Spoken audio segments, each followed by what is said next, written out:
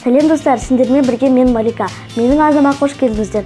Бүгін біз сіздермен өте дәмді әрі тез дайындалатын бисквит жасаймыз. Оған қажетті заттар: 5 жұмыртқа, 150 грамм ұн, 150 грамм қант.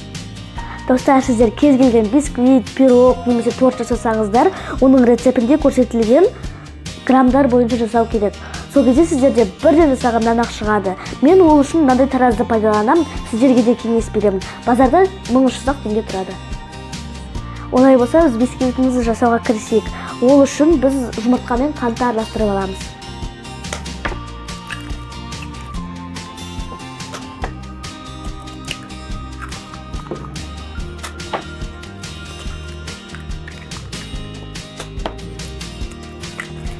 Енді 150 грамм қантты үстіне саламыз. Келесі бәрін жақсылап тұрып араластырамыз. Ол 2-3 есе көтерілуі керек.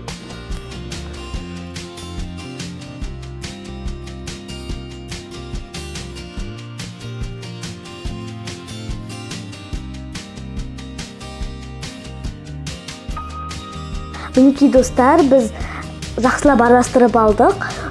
Ақ көбік болғанға шейін және 3 есе көтерілгенге шейін араластырамыз. Енді біз оның үстінен ұнымызды електен өткізіп саламыз.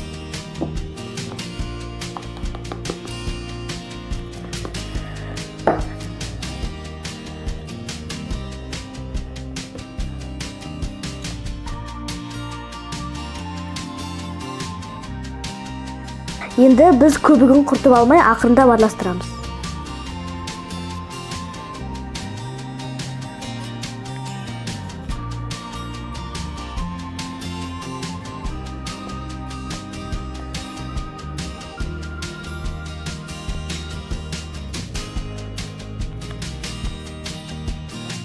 Мінекей біз массамызды формамызға құйып алдық. Енді біз оны 180 градуста қызып тұрған пеште 25 минут пісіріп аламыз.